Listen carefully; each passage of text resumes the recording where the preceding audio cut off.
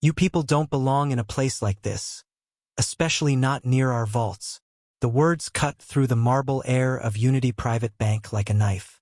George Whitmore, the senior branch manager in his neatly pressed navy suit, glared down his nose at the young black girl who stood silently in front of him.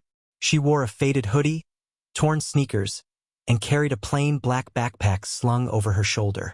Her presence alone, in this pristine Wall Street branch where millionaires came to breathe, was enough to trigger every prejudice in George's body.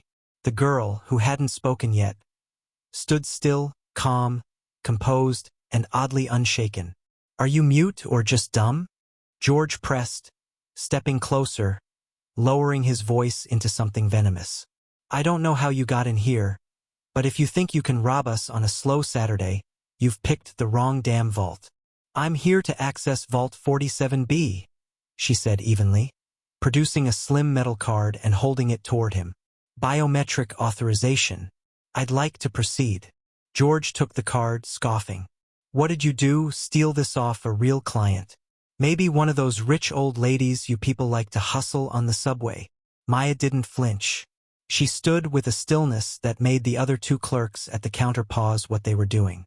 George noticed it too, but he was already too deep in his performance. He waved over security. "Hey, Paul," he called.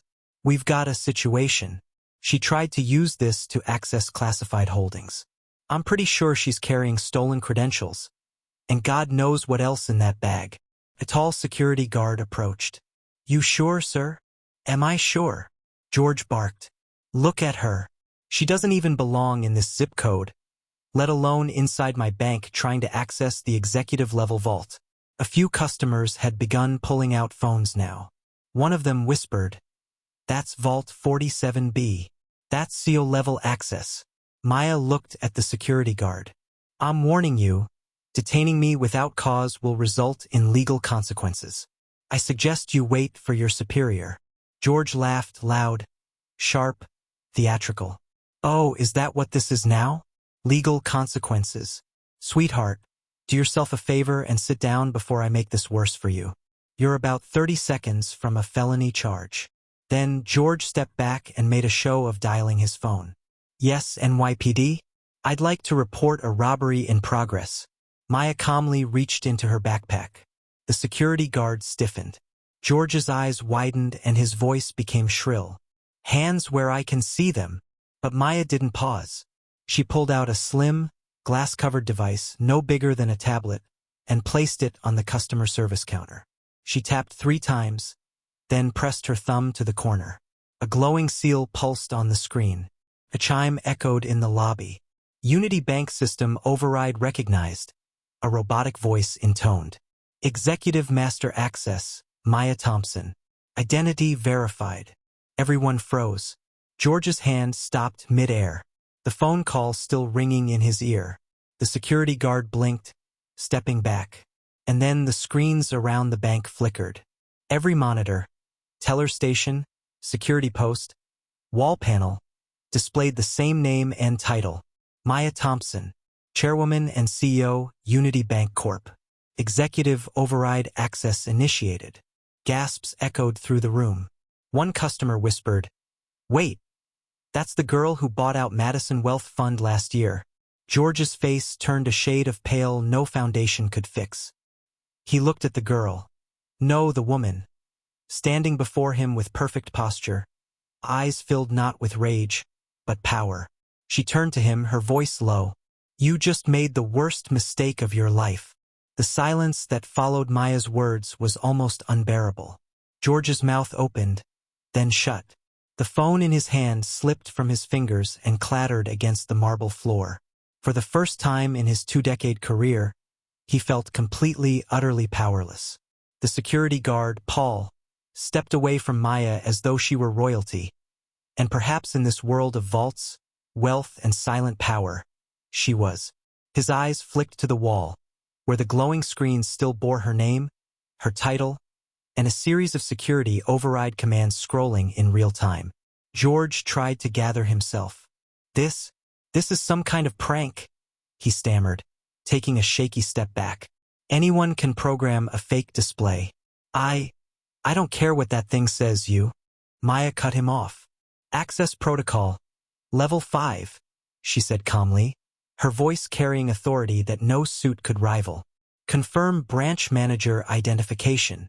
Instantly, the monitors shifted again. George's employee file filled every screen. A high-resolution ID photo of his grimacing face. His employment record. Performance reviews. A blinking red alert appeared at the top. Subject under investigation for code. 8 profiling violations. Flagged. 3 occurrences in last 6 months. George's stomach dropped. He lunged toward the tablet. Turn that off. Paul instinctively stepped between them, gently but firmly putting a hand on George's chest. Sir, I think you should step back. Maya didn't even look at them. She was tapping again. With a swipe, she pulled up a private audio line. A single name lit up the interface. Daniel C. Monroe, chairman of the board, Unity Bank Corp. She pressed the button. Within seconds, the line connected. Maya. A deep voice answered immediately. Thank God. We've been trying to reach you for hours. You landed early. I did, she replied. And I decided to visit one of my branches. Unfortunately, I was mistaken for a criminal. A long pause. Which branch? The voice asked, already cold. Wall Street, Manhattan flagship. There was an audible exhale. Is George there? She turned slightly and looked at George, who stood trembling in place. He is, and he's made a grave mistake. Maya, I'm so sorry. That's not who we are. I'll call internal compliance immediately. You'll have full authority to proceed. I already do, she replied. But thank you. I just wanted you to hear it from me first. She ended the call without waiting for a reply. George looked like he'd seen a ghost. Wait. You really own the bank? This bank? All of them? Maya finally turned to him, her expression unreadable. Unity Bank has 147 locations on the East Coast. I own controlling shares in every one, including this one, including the desk you stand behind, including the vault you said I was stealing from. He blinked and blinked again. But you look like a what? Maya asked softly, but the weight of her question hit like a hammer. George collapsed into the nearest leather chair. This can't be happening, he muttered. Oh, it is? Maya said, now turning to the stunned onlookers and employees frozen behind the counters. But this isn't just about me. This is about a pattern. And I'm going to address it, starting now. A low beep interrupted the moment. The intercom lit up. Miss Thompson, this is Regional Security Control. We've verified your override. Do you wish to assume temporary command of this branch? Maya didn't hesitate. Yes, she said. Effective immediately. Just then, the front doors opened, and 2 sharply dressed men in dark suits stepped inside, flashing federal badges. Everyone turned. George Whitmore? One of them asked, voice crisp. We need to speak with you. Privately. George's legs wobbled as the 2 men in dark suits approached, their badges glinting under the bank's pristine lighting. The taller one spoke first. Agent Patel, Federal Financial Crimes Division. This is Agent Norris. We've received reports from Unity Bank's executive office. We need a word with you in private. Now. George looked to Maya, then back at the agents. Wait, what? This is a misunderstanding. I didn't do anything wrong. Agent Patel's eyes narrowed. We'll determine that. Come with us. No, George said, his voice cracking as he turned to Maya in desperation. Miss Thompson, Maya? I didn't know. I thought you were trespassing. I swear. Please, you have to believe me. I was just doing my job. Maya didn't flinch. You weren't doing your job, George. You were doing what you've always done, judging people by how they look. Only today you picked the wrong person. He staggered back as Agent Norris gestured toward a side office. Let's talk in there. George's voice turned shrill. You don't understand. She walked in here dressed like some street rat. I've stopped people like her before. It's policy. Maya's eyes darkened. It's your policy, not mine. As the agents led him away, The entire bank lobby stood silent. Customers, tellers, even security stood frozen in awkward stillness. A white man in a power suit had just been reduced to begging for mercy, for forgiveness, for a second chance he no longer deserved. Paul, the security guard, quietly approached Maya. "Ma'am, I apologize. I should have known better." "You followed orders," she said plainly. "But let this be your reminder. Next time, question them. Silence is complicity." He nodded, visibly humbled. Maya turned and walked toward the front desk, where a few employees stood wide-eyed, unsure whether to hide or salute. "Who's the assistant branch manager here?" she asked. A young black woman hesitantly raised her hand. "That's me. I'm Kiera." Maya smiled faintly. "Congratulations. You're now acting branch manager." Kiera blinked. "Wait, seriously? I don't do favors," Maya said. "You've been flagged in my HR reports as an underutilized asset. High performance, strong client satisfaction, and 5 unresolved complaints filed against George that never made it past middle management." Kiera swallowed hard. I filed those complaints." "I know," Maya said. "I read them." Kiera looked like she might cry. Instead, she straightened her blazer. "Thank you." Maya turned to the rest of the staff. "Anyone here who has ever been silenced, mistreated, or ignored? Your voices are safe with me now. This bank doesn't belong to George. It never did. It belongs to the people who make it work." A murmur of relief swept the room. Meanwhile, in the glass office, George was unraveling. The blinds weren't drawn, and everyone could see him pacing, gesturing wildly, his face flushed. Agent Norris calmly placed a file in front of him. 3 separate clients filed formal racial discrimination complaints in the past 6 months. 2 employees did the same. All were dismissed internally. "Care to explain that?" George fumbled for words. "They were overreacting. They didn't belong in this environment." Agent Patel leaned forward. "You embezzled bonus funds from the community outreach budget last quarter. Bought yourself a watch, 2 hotel stays, and a first-class flight to Miami, on the company's dime." George's mouth went dry. You don't understand. I built this branch." Outside, Maya watched the scene calmly, her arms folded. Suddenly, her phone buzzed. An internal alert popped up on her screen. Urgent, suppressed HR file discovered George Whitmore, filed by Sierra Thompson, relation, daughter. Maya's eyes widened. "Sierra?" she whispered. "He did this to my sister?" Maya stood frozen, the alert on her screen glowing like a ghost from the past. Filed by Sierra Thompson, relation, daughter. Her fingers tightened around the device as a memory surfaced. Sierra, barely 19, sobbing into her pillow years ago, refusing to explain why she dropped out of her internship at a major Manhattan bank. Maya had asked her dozens of times, but Sierra only ever said, "I wasn't welcome." Now she knew why. Maya tapped to open the suppressed HR file. It was worse than she expected. Sierra's statement was detailed, time-stamped, and signed, describing repeated verbal abuse, exclusion from important meetings, and being called diversity optics by George Whitmore himself. There were screenshots, audio clips, and even a deleted email thread. One line stood out. "He said I didn't belong here, and if I didn't like it, I should go back to where I came from." Maya's jaw clenched. She immediately turned to Kiera. "I need access to the HR terminal. Now." "Yes, ma'am," Kiera said, already moving. In the glass office, George had finally stopped pacing. His face looked sickly under the harsh lights, and his voice was barely a whisper. "Please," he muttered to the agents. "I didn't know who she was. If I had known." Agent Norris didn't blink. "But you knew who her sister was, didn't you?" George looked up, stunned. I didn't do anything to her." "Your exact words," Norris said, flipping open the file, "were, interns like her should be grateful they even got through the door. I don't care who her family is."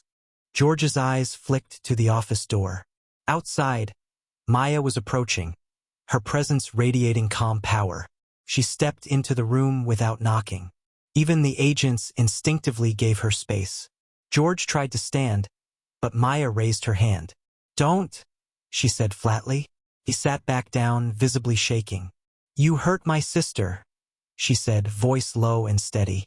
"You humiliated her, crushed her confidence, made her feel like she was nothing. I didn't know she was your." "It wouldn't have mattered," she cut in. "You would have treated her the same anyway, because that's who you are." George looked up at her with watery eyes. "Maya, I'm sorry. I lost perspective. This job, this pressure." "This wasn't pressure," she said, leaning forward. "This was power, and you abused it." Agent Patel handed Maya a document. "Official affidavit. If you sign here, we can proceed with formal charges. Fraud, discrimination, suppression of federal HR complaints, abuse of authority." George's mouth dropped. You're sending me to prison?" Maya stared at him. "You didn't think your actions would have consequences? You thought hiding behind your title would shield you forever. I have a family, a mortgage." "So did Sierra," Maya said coldly. "So did the people you denied promotions, fired for no reason, and mocked in whispers when they walked out the door." She signed the paper. It was done. The agents stood. "George Whitmore, you are hereby placed under arrest. Please stand." As they cuffed him, George turned to her one last time. "You're ruining my life." "No," Maya said, her voice like ice. "You did that all on your own." The agents led him out, past rows of stunned employees and silent customers. Not a single soul spoke up in his defense. As Maya stepped back into the main lobby, her assistant Kiera approached cautiously. "There's one more thing," she said, holding out a printed document. Maya glanced at it, then froze. "New complaint filed, branch. Los Angeles, accused. Regional director, allegation. Same behavior pattern." The rot ran deeper than she thought. Maya stared at the complaint form Kiera had handed her. It was almost identical to Sierra's. Different city, different manager, same pattern. She took a breath, composed herself, and turned to Kiera. "Get me a live link to the executive board. Emergency session. Now." Within minutes, a large flat screen was wheeled into the center of the lobby. One by one, faces popped up, members of the Unity Bank Board of Directors. Some looked confused, others clearly alarmed. "Maya," said Chairman Daniel Monroe, "we just heard about George. We fully support your actions." "This isn't just about George," Maya said, her voice resonating with clarity. "It's about a culture of protection for people like him. I've just received another discrimination complaint from our Los Angeles branch. It follows the same pattern. Different location, same abuse." A few board members exchanged nervous glances. "I warned you," Maya continued. "Years ago, I told you that we needed better oversight. You told me I was too young to understand corporate risk. Well, I understand it now, and I've watched it spread." One older board member shifted uncomfortably. "We can't take action on just one complaint." Maya raised her hand, silencing him. "It's not one. It's dozens. Suppressed, ignored, buried." She stepped forward. "As of this moment, I'm exercising my right as majority shareholder. Effective immediately, all regional directors are to submit to an independent audit. HR, security footage, financials, and complaint records will be reviewed by an external task force, chosen by me." "Maya," Monroe said carefully, "that's a massive operational move." "So was arresting a branch manager in front of a room full of clients," she replied. Yet somehow, the sky didn't fall. Kiera stood by her side now, flanked by other staff members. Tellers, security, interns, even the janitor. Unity Bank's backbone. The ones who had watched for years while the top quietly corrupted everything underneath. Maya continued, "Every suppressed report will be reopened. Every employee mistreated or denied opportunity will be reevaluated. Every act of discrimination, no matter how old, will be investigated. And those found guilty will not be transferred. They'll be removed." There was a pause. Then Chairman Monroe slowly nodded. Motion granted. The other board members, one by one, followed. Motion passed. Unanimously, Maya turned to Kiera. Send notice to all branches. Let them know change is here. Kiera smiled. It's already spreading. Later that evening, as the sun dipped below the Manhattan skyline, Maya stood at the top of the bank tower, watching the city breathe beneath her. Her phone buzzed. A text from Sierra. I saw the news. You did it. Thank you. For me and everyone else. Maya stared at the message for a long moment, then typed back. It's only the beginning. She slipped her phone into her pocket. Downstairs, reporters were already gathering. Headlines were breaking. Whispers were turning into movements. George Whitmore's face was on every screen. Being escorted from the bank in cuffs, charged not just with profiling, but with defrauding the very institution he thought he controlled. And Maya? She had taken back her story, her sisters, and so many others. She walked to the elevator, pressed the button, and smiled. This time, no one would question who owned the building.